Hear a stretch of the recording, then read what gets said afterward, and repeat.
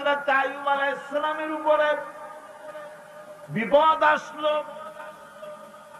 1 বছর 2 বছর নয়, 18টি বছর পর্যন্ত রোগাক্রান্ত হয়ে পড়লেন।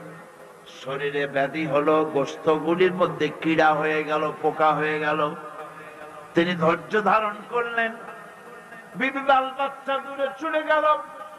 জঙ্গলের ভিতরে যখন তার জিহ্বার ভিতরে পোকা হওয়া শুরু করে দিল, হযরতে আইয়ুব আলাইহিস সালাম তখন আল্লাহ রাব্বুল আলামিনের দরবারে দোয়া করলেন, রব্বুল আলামিন, এখন তো আমার জিহ্বায় পোকা ধরা শুরু হয়ে গেছে। আমার জিহ্বায় যদি পোকা হয়, তোমার মতো আল্লাহর নামের জিকির কি দিয়া করব? আল্লাহ রাব্বুল আলামিন হযরত আইয়ুব আলাইহিস সালামকে ক্ষমা করে দিলেন, মাফ করে দিলেন, রোগ শেফা করে দিলেন। অধৈর্য তিনি হন নাই, ধৈর্য ধারণ করেছিলেন। হযরতে ইউসুফ আলাইহিস সালাম হযরতে ইয়াকুব আলাইহিস সালামের চোখের থেকে তাকে সরায় দেওয়া হলো। এত বড় বিরাট বিপদ, সেই বিপদেও তিনি ধৈর্য ধারণ করেছেন। ধৈর্য ধারণ করার কারণে আল্লাহ রাব্বুল আলামিন এমন নিয়ামত তারে দান করলেন।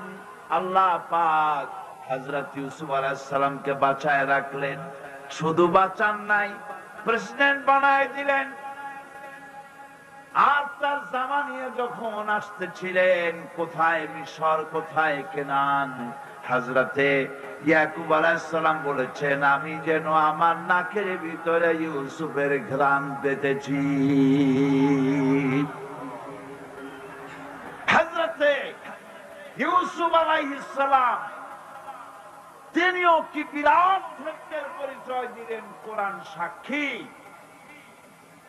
সামনে তার সেই 11 ভাই যারা তাকে ফেলে দিয়েছিল গর্তের ভিতরে। হযরতে ইউসুফ আলাইহিস সালাম ইচ্ছে করলে তো 11 জনকে মারিয়ে ফেলাই দিতে পারতেন, ঠিক কিনা? কিন্তু তা তিনি করেন নাই। 11 ভাইকে তিনি চিনেছেন, সাহায্য করেছেন। আর ওই 11 ভাই সম্পর্কে হযরত ইউসুফ আলাইহিস সালাম বললেন, লা তাসরিবা আলাইকুমুল ইয়াউম, তোমাদের বিরুদ্ধে আমার আজকে কোন বিদ্বেষ নাই, আমি তোমাদেরকে মাফ করে দিলাম। সুবহানাল্লাহ, সুবহানাল্লাহ। রাসূল করিম সাল্লাল্লাহু আলাইহি ওয়াসাল্লাম এই ধৈর্যের পরিচয় দিয়েছেন। কত মার তাকে দিয়েছে তায়েফের ময়দান। যারা তায়েফে গেছেন তারা দেখেছেন, সরু রাস্তা, দুই দিকে পাহাড়, এই দুই দিক থেকে যুবকেরা পাথর নিক্ষেপ করছে, আর তিনি পড়ে যাচ্ছেন।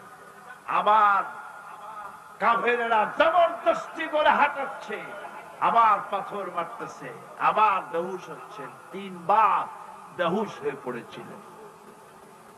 ফেরেশতা বলেছেন, হে আল্লাহর নবী, আমাদেরকে অনুমতি দেন, আমাদেরকে হুকুম করে দেন, আমরা এই পাহাড় গুলি দিয়া চাপা দিয়া কাফের গুলিকে শেষ করে দেই। নবীজি তখন বলেছেন, আমি যদি তোমাদেরকে হুকুম করি আর আমার হুকুম মতো যদি সমস্ত কাফেরদেরকে পাহাড় চাপা দিয়া সব যদি মেরে ফেলে দাও, তাহলে একটা কাফের যদি না বাঁচে, কার কানে পৌঁছাবো? লা ইলাহা ইল্লাল্লাহু মুহাম্মাদুর রাসূলুল্লাহ। নবীজি গায়ের রক্ত মুছে 2খানা হাত আল্লাহর দরবারে তুললেন আর দোয়া করলেন, আয় আল্লাহ রব্বুল আলামিন, এই কাফির বেঈমানের আমারে চেনে নাই, বোঝে নাই, আমি যে তোমার নবী ওরা তা বুঝতে পারে নাই, না জেনে না বুঝে আমার উপরে যে অত্যাচার করলো, আয় আল্লাহ তুমি যেন রাগ করে এই কাফেরদের পরে তুমি যেন গজব নাজিল করো না। ধৈর্যের চূড়ান্ত নমুনা দেখিয়েছেন বিশ্বনবী মুহাম্মদ রাসূলুল্লাহ সাল্লাল্লাহু আলাইহি ওয়াসাল্লাম। উহুদের বুখারী শরীফের কিতাবুল মাগাজির মধ্যে আছে, উহুদে চতুর্দিক থেকে রাসূল করিম সাল্লাল্লাহু আলাইহি ওয়াসাল্লামকে ঘেরাও করা হয়েছে। হুজুরকে পাহারা দিতে দাঁড়িয়েছেন সাহাবায়ে কেরাম, বুক দিয়ে রাসূলের দিকে ফেরা, পিঠ পিছনে ফেরানো আছে। কাফেরেরা তীর নিক্ষেপ করছে, এই তীরগুলি এসে হুজুরের সাহাবীদের পিঠের মধ্যে ঢুকছে। হাদিস শরীফের ভিতরে এসেছে রাসূলকে হেফাজত করার জন্য যত তীর মারা হলো, সাহাবীরা তীরগুলি পিঠে ধারণ করলেন। একা হযরত তালহার পিঠে ৮০টা তীর প্রবেশ করেছিল। রাসূলুল্লাহর দান্দার মোবারক শহীদ হয়ে গেল। সবর ইখতিয়ার করলে বলে দুনিয়া আল্লাহ শান্তি দিবেন, আখিরাতেও শান্তি দিবেন। আজ আমার দেশে যত সবচাইতে বেশি যে জিনিসের অভাব, তার নাম হলো সবর। কিসের অভাব? সবরের অভাব। গাড়িতে উঠতে দেখে বেসবরি কারে বলে, দোকানে যান বেসবরির আলামত দেখতে পাবে। যেখানে যান মানুষ দারুণ বেসবর হয়ে যায়। অথচ সবর ইখতিয়ার করা হলো মুমিনের সবচাইতে একটা বড় কোয়ালিটি, ধৈর্য ধারণ করা। এই ধৈর্যের কোয়ালিটি আজ মুসলমান হারিয়ে ফেলেছে। আমরা যদি ধৈর্য অবলম্বন করতে পারি, বিপদ ও মুসিবতে আমরা যদি আমাদের কদমকে মজবুত করে রাখতে পারি, তাহলে আমাদের সমাজে ইসলামের বিপ্লব হবে। এই বিপ্লব কেউ ঠেকাতে পারবে না ইনশাআল্লাহ। বিপদে দৃঢ় হতে হবে, মজবুত হতে হবে, সবর ইখতিয়ার করতে হবে, তাহলেই আমাদের কাঙ্ক্ষিত আল্লাহর দ্বীন জমিনে প্রতিষ্ঠিত হবে। মহব্বতের সাথে একটু জিকির করেন সুবহানাল্লাহ, আলহামদুলিল্লাহ, লা ইলাহা ইল্লাল্লাহ, সুবহানাল্লাহ, আলহামদুলিল্লাহ, লা ইলাহা ইল্লাল্লাহ, সুবহানাল্লাহ, আলহামদুলিল্লাহ, লা ইলাহা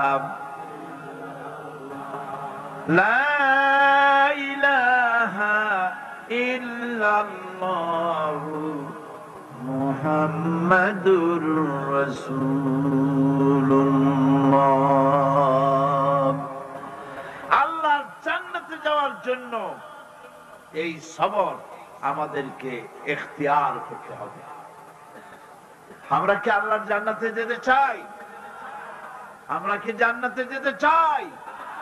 অবশ্যই আল্লাহর জান্নাতে আমরা যেতে চাই। এই জান্নাতে যাওয়ার জন্য আল্লাহ রাব্বুল আলামিন কোরআনে কারীমের মধ্যে বলেছেন, আম হাসিবতুম আন তাদখুলুল জান্নাতা ওয়া লাম্মা ইয়া'লামিল্লাহুল্লাযীনা জাহাদু মিনকুম ওয়া ইয়া'লামাস সাবিরিন। তোমরা কি মনে করেছো যে বেহেশতে চলে যাবে, অথচ এখনো দেখা হয় নাই যে তোমাদের মধ্যে কে সবর অবলম্বনকারী, জিহাদের ময়দানে কে জিহাদ করতে এবং সবর ইখতিয়ার করতে কে তোমাদের মধ্যে পারদর্শী, অথবা এই পরীক্ষায় কে কামিয়াব হবে, এটা এখনই দেখা হয় নাই। আর এমনি তোমরা জান্নাতে চলে যাবে? জান্নাতে যাওয়া তো সহজ নয়। আল্লাহ পাক পরীক্ষা নেবেন, সেই পরীক্ষায় কামিয়াব হতে হবে। আর আল্লাহ পাক বলেছেন অবশ্যই সবরের পরীক্ষা নেব। وَلَنَبْلُوَنَّ نبلونكم حتى نعلم المجاهدين منكم والصابرين ونبلو أخباركم অবশ্যই আমি তোমাদেরকে পরীক্ষা করব আর এই পরীক্ষার ভিতরে সত্যিকারের মুজাহিদ যারা তারাই দৃঢ় যারা নাকি দৃঢ়তা অবলম্বন করবে সবর ইখতিয়ার করবে আল্লাহ রাব্বুল আলামিন পরীক্ষায় তাদেরকে কামিয়াব করবেন এই সবর এক মহা সম্পদ সবর ইখতিয়ার করতে হবে মুসলমানদেরকে জান্নাতের ভিতরেও আল্লাহ পাক যারা সবর করবে তাদের জন্য বিরাট নিয়ামত আল্লাহ পাক জান্নাতে দান করবেন আমার প্রিয় ভাই শাহরুল কুদ্দুস সাহেবের কাছে এ আল্লাহর আইন তো দেশে কোনো দিকেই ছিল না সে ব্রিটিশ পিরিয়ডে ছিল না পাকিস্তান নামে ছিল না এখন তুমি আল্লাহর আইন পাওয়ার জন্য এত চাইতে গেছো কেন ওর আল্লাহর আইন ও মানুষের আইন দিয়ে বিচার করে আমাদের দেশে কোর্ট কাছারিতে আইন দুই প্রকার আছে কয়েক প্রকার তার মধ্যে একটা সিভিল ল আর একটা আছে ক্রিমিনাল ল সিভিল লর মধ্যে কিছু ইসলামী আইন তো আছেই আর ওরা আইন তো নিজেরা বানায় না বিচারপতিরা জিজ্ঞেস করলো তুমি যদি এখন মরো কয় যে আমি শহীদ হয়ে যাবো হ্যাঁ বেটা তুই শহীদ হবি তুই তো দোজখে যাবি দোজখেও তো জায়গা হবে না দোজখের পাশে টিনের ছাপড়া দিয়া নিজ খরচে খাইতে হবে দোজখের সরকারি খাবারও পাবি না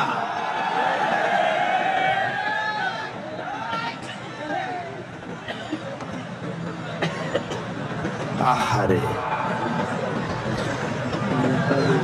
নবী করিম সাল্লাল্লাহু আলাইহি ওয়াসাল্লাম এই কাজ করেন নাই কেউ করেন নাই আল্লাহর আইনটা কি আচ্ছা আল্লাহর আইন চাইতে সেজন্য মানুষ মারো কেন আল্লাহর আইন কি আল্লাহর আইন হলো নামাজ পড়ো রোজা রাখো হজ করো যাকাত দাও চুরি করো না ডাকাতি করো না মানুষ হত্যা করো না ঘুষ খাইও না সুদ খাইও না জেনা করো না মদ খাইও না এই তো আল্লাহর আইন বলেন এগুলি কি বলেন না কেন আল্লাহর আইন প্রতিষ্ঠার জন্য বোমা মারতে তোমার কইছে কেনা কোত্থেকে আসছো তুমি বোমা মারতে আল্লাহ তাআলা বলেছেন লা ইকরাহা ফিদ্দীন দ্বীনের মধ্যে কোনো বাড়াবাড়ি নাই আল্লাহ তাআলা বলছেন আল ফিতনাতু আশাদ্দু মিনাল কাতল সমাজের ভিতরে বিপর্যয় সৃষ্টি করা সন্ত্রাস সৃষ্টি করা হত্যার চাইতে বড় অপরাধ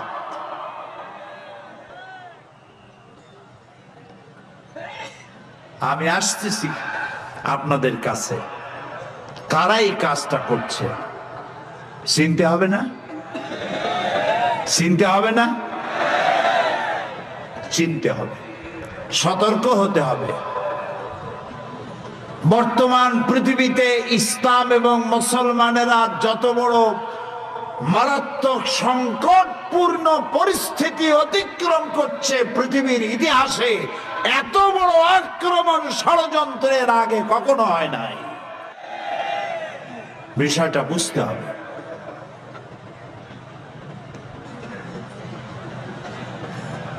ইসলামী আইন প্রতিষ্ঠার জন্য দেখেন আল্লাহর বিধানটা কি ইসলাম মানলো না কেউ ইসলাম মানে না আল্লাহ কি বলছেন আল্লাহর তো কত বড় শক্তি আল্লাহর চাইতে শক্তি কারো বেশি আছে ওরা ইসলাম মানে না জমিনটারে উল্টায় দাও আল্লাহ বললেই তো পারে ফেরেশতা পাঠায় দেবে যারা আমার আইন মানে না এই ফেরেশতা যা ওর কল্লাটা ঘুরে পিছনের দিকে দিয়ে দে পারবে না পারবে কিনা কর গজব দে ধ্বংস কর এত কথা তো কর দরকার নেই আল্লাহ খালি কবে কর সাথে সাথে সুনামি হয়ে যাবে সুনামি হবে বদনামি হবে কিছু একটা হবে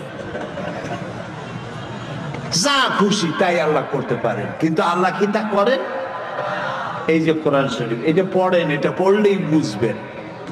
ওই যে আসরের আগে কি কয়, মাগরিবের আগে একটা গান শুনতেছিলাম এখানে, না আগে না পরে, পরে গাইলো এই জামানার শ্রেষ্ঠ তাফসীর তাফহিমুল কোরআন। কত নামটা? তাফহিমুল কোরআন। তাফহিমুল কোরআন পড়েন, দেখবেন কোরআন বুঝবেন। আলহামদুলিল্লাহ গণ। এই কোরআন শরীফে আল্লাহ খালি যুক্তি দিছেন, বান্দা কাইফা তাকফুরুনা বিল্লাহ, কেমনে তুমি আমার সাথে কুফরি করো? আমি তোমারে বানাইছি, তোমারে চোখ দিছি, কান দিছি, নাক দিছি। আল্লাহ বুঝাইছেন। আল্লাহ ফেরেশতা দিয়ে মারপিট করার নাই, জমিনের ফসল নষ্ট করেন না। ওরা আমার সেজদা দেয় না, ওরা আমার সেজদা দেয় না, জমিনে ধান হবে না, আকাশ থেকে পানি বর্ষণ হবে না। আল্লাহ এরকম করেন? করেন না। খালি বুঝাইছে, খালি বুঝাইছেন কোরআনের যুক্তি দিয়া।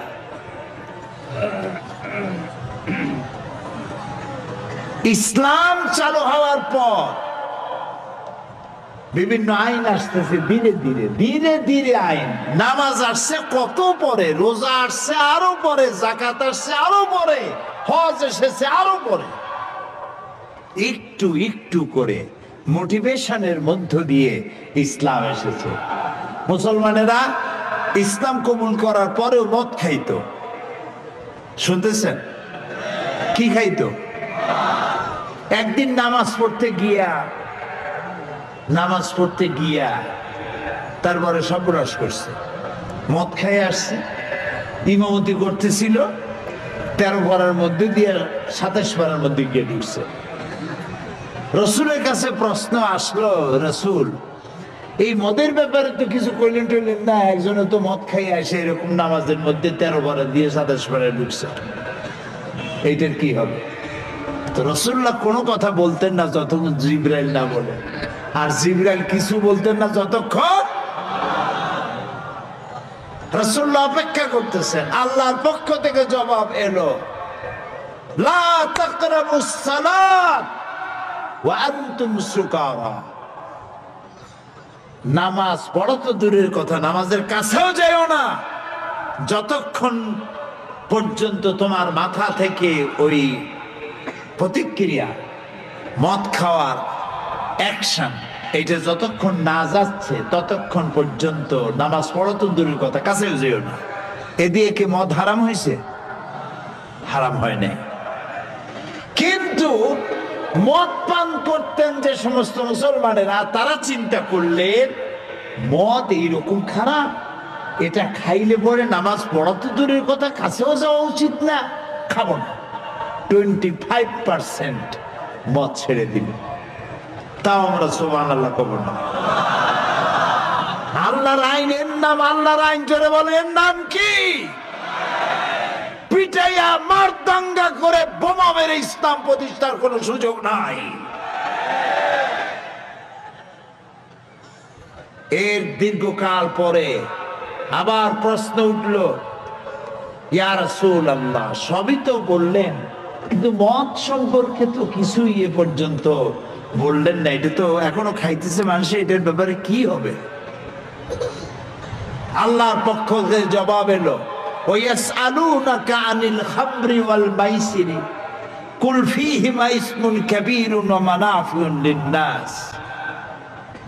আপনার কাছে প্রশ্ন করা হয় মদ এবং জুয়া সম্পর্কে, আপনি বলুন এ দুটি অন্যায় কাজ, তবে মানুষের জন্য এর মধ্যে কিছু কল্যাণ আছে।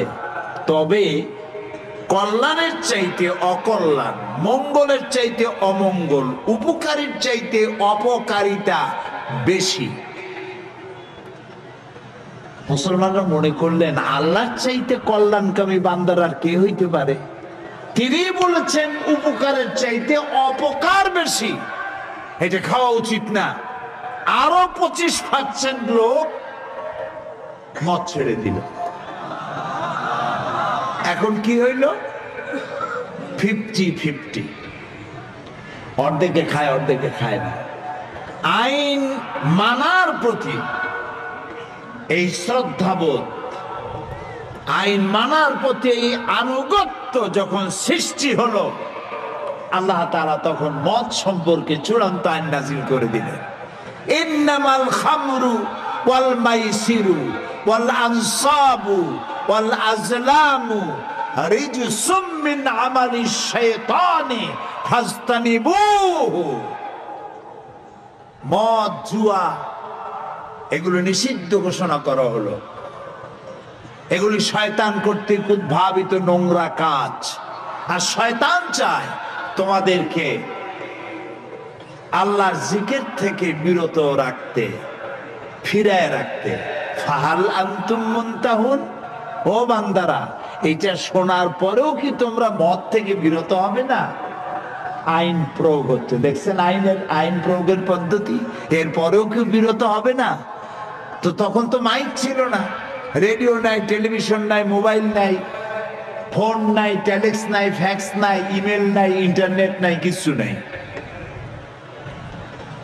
আল্লাহর নবী বলেন, ও আমার সাহাবীরা, এই আয়াত নিয়ে তোমরা রাস্তায় বেরিয়ে পড়ো, চিৎকার মেরে আয়াতগুলি তেলাওয়াত করতে থাকো রাস্তায় রাস্তায়।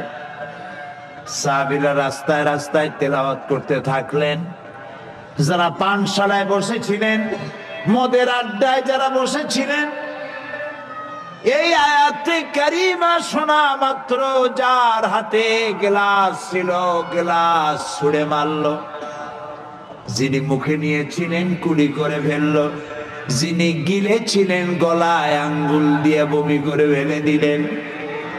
মদের কারখানার মালিক তার ভাণ্ড বাটি যেখানে যত মদ ছিল লাথি দিয়ে ভেঙ্গে চতুর্দিকে মদ প্রবাহিত হয়ে গেল, মদ বন্ধ হয়ে গেল। এর নাম আল্লাহর আইন। এর নাম কি? কে বলেছে বোমা মেরে ইসলাম প্রতিষ্ঠা করতে হবে?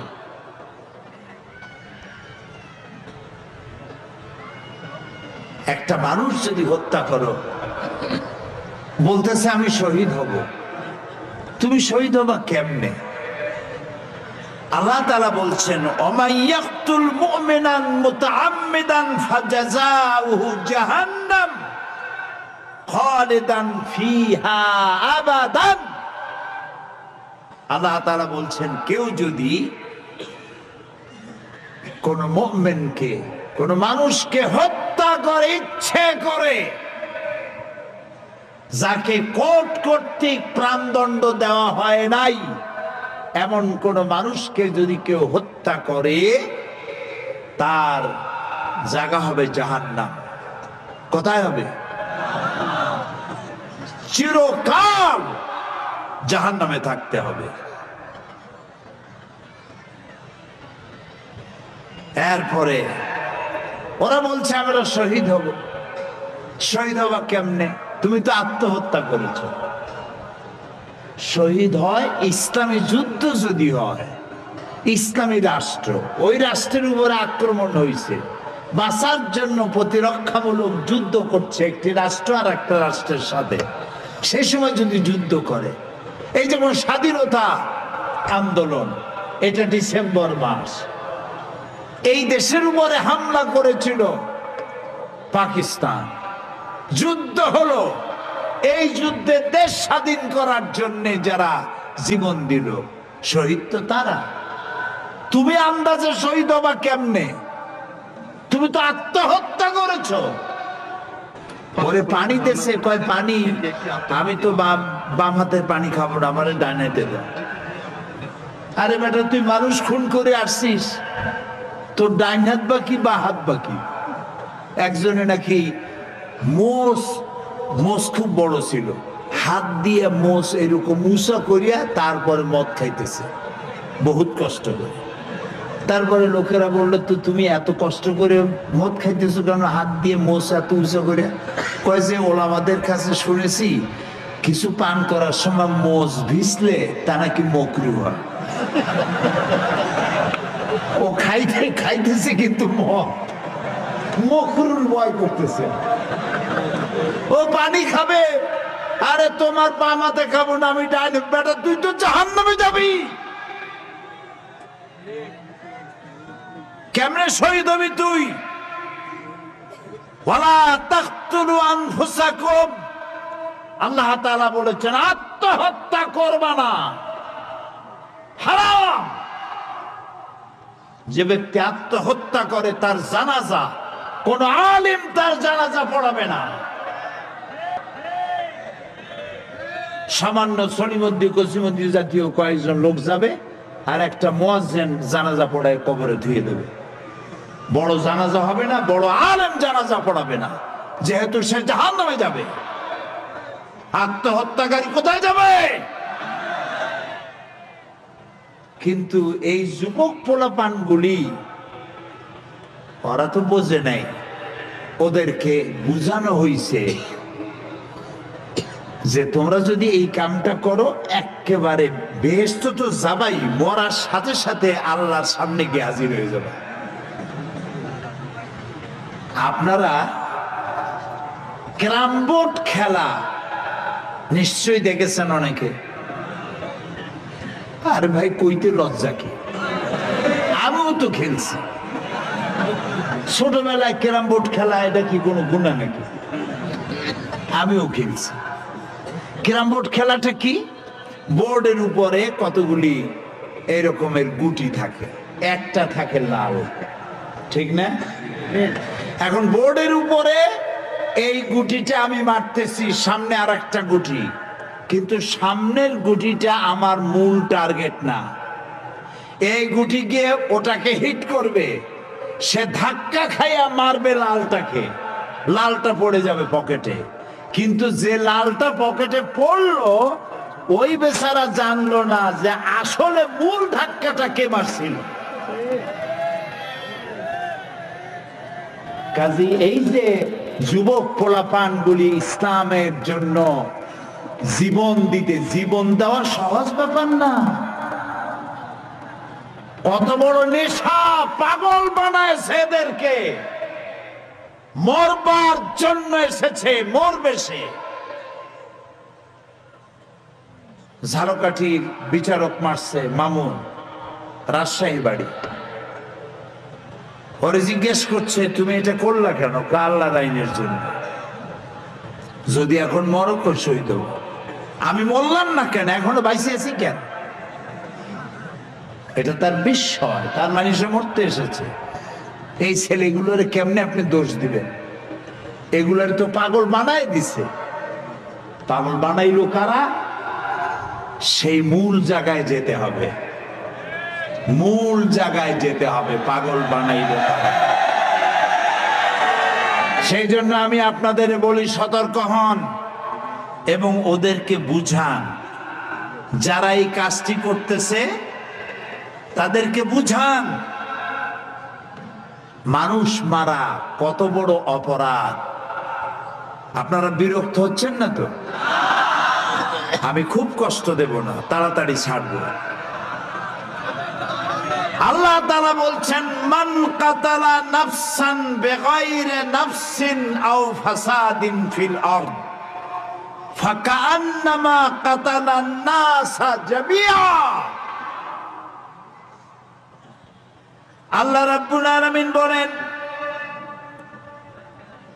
যে ব্যক্তি কোন মানুষকে নিহত ব্যক্তির বদলা হিসাবে হত্যা করার কোন অর্ডার কোর্ট থেকে হয় নাই, এমন কোন নিরপরাধ মানুষকে যদি কেউ হত্যা করে, একটা মানুষকে হত্যা করার অর্থ হলো সেজন্য তামাম পৃথিবীর সব মানুষকে হত্যা করলো।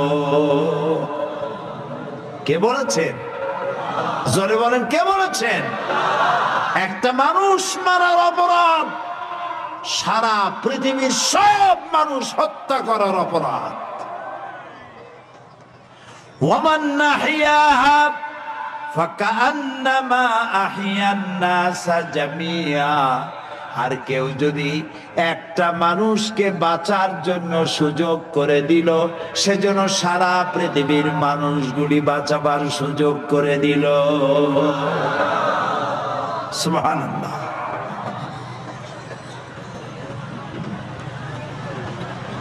আল্লাহ রাব্বুল আলামিনের নবী বলছেন আউয়ালু মা ইয়াকদা বাইনান নাস ইয়াউমাল কিয়ামতি ফিদ দিমা, কিয়ামতের দিন সর্বপ্রথম আল্লাহ তাআলা রক্তের বিচার করবেন, খুনের বিচার করবেন। আগে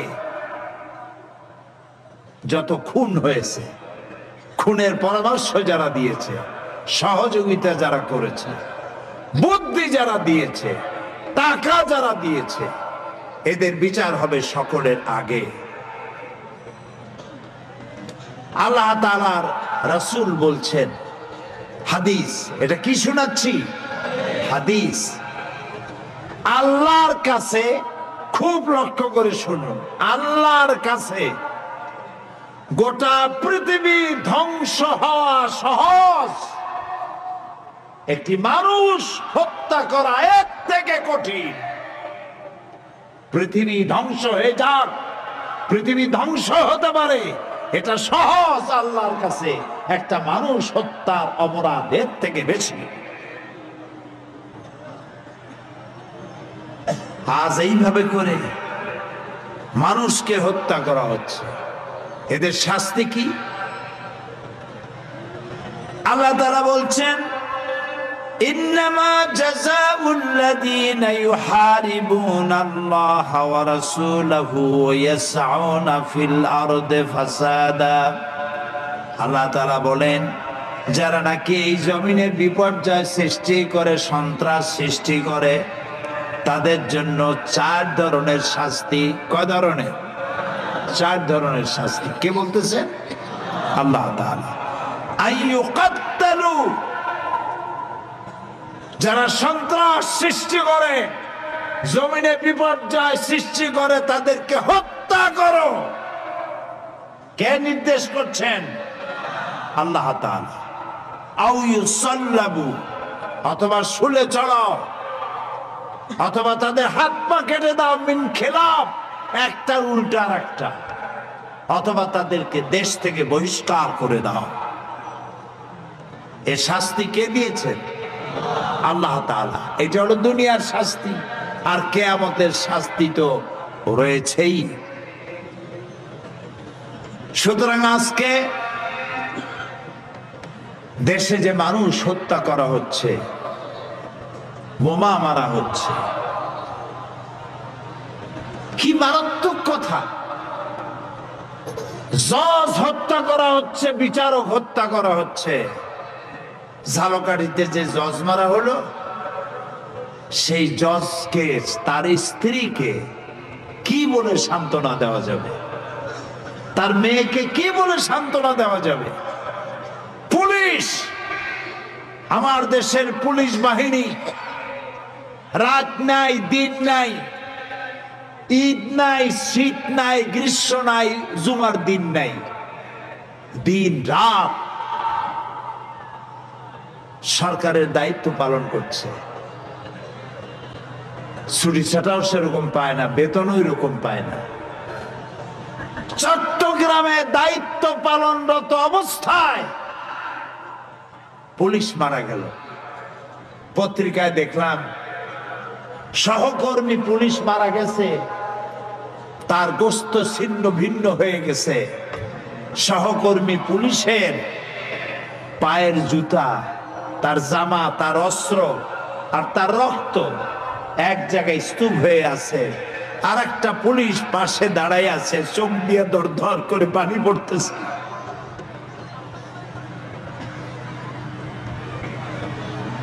এই পুলিশের ছোট্ট সন্তান কাঁদতেছে আর বলতেছে, আমার আব্বা কি অপরাধ করছে। প্রিয় ভাই সব, সুতরাং আজকে গোটা জাতিকে সতর্ক হতে হবে। শুধু দোষারোপ, মন্ত্রী বাইর করে দাও, অমুকরে বাইর করে দাও, কেন এক জায়গায় বসে আপনারা পরামর্শ করতে পারেন না কেমনে এইটাকে নির্মূল করবেন? জামাত ইসলামীকে দোষ দেওয়া হচ্ছে, বলা হচ্ছে প্রত্যেকটি বোমা হামলার সাথে জামাত কানেকশন আছে। জামাতের সাথে কি কানেকশন আছে? জামাতের সাথে কানেকশন হচ্ছে যে বোমা মারছে তার বাবার খালাতো ভাই মামু জামাত কর্তৃক প্রতিষ্ঠিত একটা মসজিদে নামাজ পড়তো।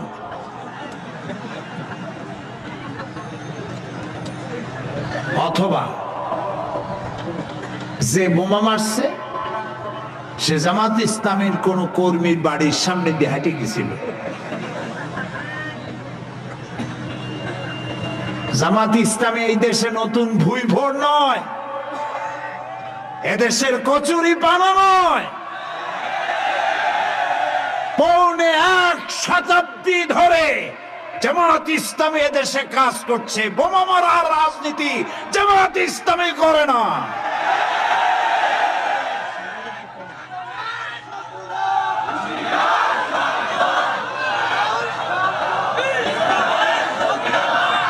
আপনারা জবাব দেন, ইতিহাস আছে এরকম জামাতের বোমা মারা?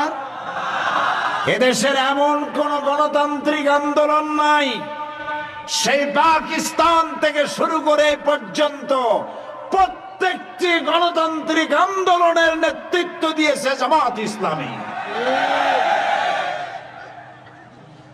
মারামারির পথ ধরে নয়, গণতন্ত্রের পথ ধরে। বিশ্বাস করুন। জামাত কি চায়? কয় এরাও চায় আল্লাহর আইন, আর ওই জেএমবি ওরাও চায় আল্লাহর আইন, কাজে দুইটা মিল আছে।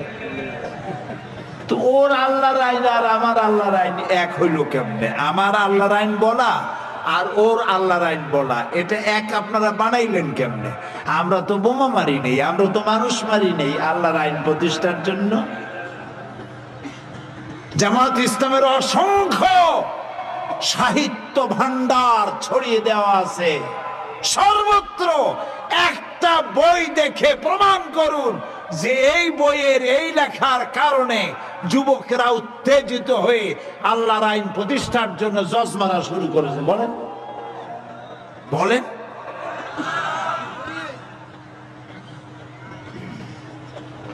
জামাত ইসলামী গণতান্ত্রিক পদ্ধতিতে আল্লাহর আইন প্রতিষ্ঠা করবে। সেটা কি?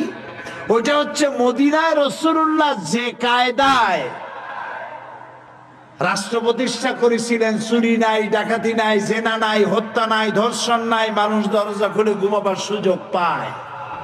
রাসূলের আদলে, রাসূলের অনুকরণে মদিনা রাষ্ট্রের মতো একটি রাষ্ট্র বাংলাদেশে প্রতিষ্ঠার স্বপ্ন দেখে জামাত ইসলামী।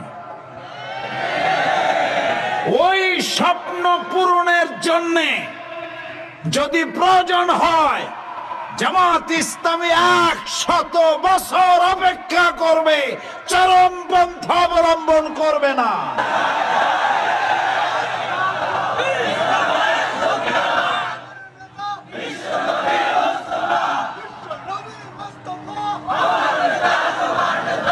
মূল বক্তব্য হলো এদেশ থেকে ইসলামকে নির্মূল করার জন্য, ইসলামকে বিদায় করার জন্য, দাড়ি টুপিওয়ালাদেরকে বদনাম করার জন্য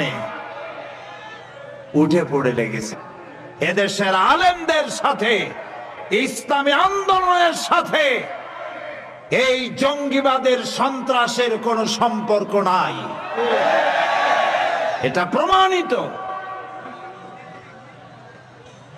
যারা দাড়িওয়ালা টুপিওয়ালা ধরা পড়েছে, আমরা বলেছি যত বড় আলেম হোক, যারা ধরা পড়েছে যদি প্রমাণিত হয় যারাই এই কাজ করেছে, এতটুকুন দয়া দেখাবো না, অনুরোধ করব না, ছেড়ে দিতে বলবো না, এমনকি জেলখানার অন্ধকার প্রকোষ্ঠে সকলের অসাক্ষাতে ফাঁসির দাবিও করব না। বলবো আলেম হোক, পীর হোক, ইসলামী আন্দোলনের নেতা হোক, যেই হোক, বোমা মারার জন্য যদি প্রমাণিত হয় সে করেছে, তাহলে পল্টনের ময়দানে তাকে দাঁড় করিয়ে ব্রাশ ফার করে গোস্ত হাড্ডি বাতাসের সাথে উড়িয়ে দাও।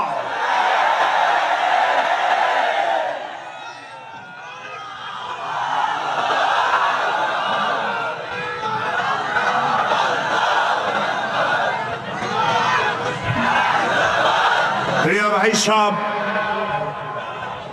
আপনাদের এখন কাজ হলো, যারা ওলামা এসছেন সমস্ত আলেমদের খেদমতে আমার আরজ, যারা মসজিদের ইমাম, মসজিদের প্রত্যেকটি খুতবায় সন্ত্রাস এবং জঙ্গিবাদের বিরুদ্ধে বক্তব্য রাখবেন। কোরআন এবং হাদিস দিয়ে বুঝাবেন জঙ্গিবাদ আর সন্ত্রাসের স্থান ইসলামে নাই। প্রত্যেক খুতবায় বলতে হবে, প্রত্যেক মসজিদ ভিত্তিক সন্ত্রাস নির্মূল কমিটি বানাতে হবে, সন্ত্রাস প্রতিরোধ কমিটি, এলাকা ভিত্তিক কমিটি বানান। প্রত্যেক মাদ্রাসা, প্রত্যেক স্কুল কলেজ শিক্ষা প্রতিষ্ঠানগুলো ছাত্র ভর্তির সময় শর্ত করবেন, ছাত্র যেখান থেকে এসছে তার এলাকার চেয়ারম্যান এবং এমপির চারিত্রিক সার্টিফিকেট দেখাতে হবে।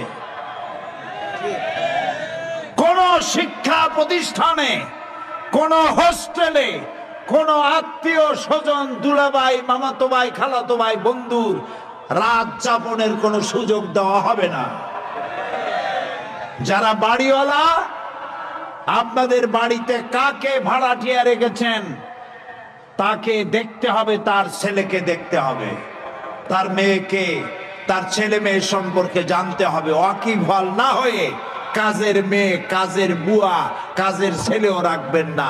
সতর্ক হতে হবে, 100% সতর্ক হতে হবে। প্রিয় ভাই সব, আর একটি কথা, এবার বসেন, মোনাজাত করব আপনাদের নিয়ে। দাঁড়ানো ভাই সব বসেন। লন্ডনে যখন বোমা পড়লো, সেই বোমার আসামিরা 24 ঘন্টার মধ্যে সব ধরা পড়লো। কারণ তাদের প্রত্যেকটি bus station, rail station, shopping mall, সর্বত্র সিসিটিভি আছে। সিসিটিভির মাধ্যমে কে কোত্থেকে উঠছিল, কি হয়েছিল সব ধরা পড়লো। তারা আসামি ধরে পড়লো, সন্ত্রাস কন্ট্রোল করলো। কিন্তু এটা তো গরিব দেশ, আমি এত সিসিটিভি কোথায় পাবো? তবে আমার দেশে আছে 14 কোটি মানুষ। এই 14 কোটি মানুষের 28 কোটি চোখ যদি সিসিটিভি হয়ে যায়, অপরাধ করে কেউ এড়াতে পারবে না।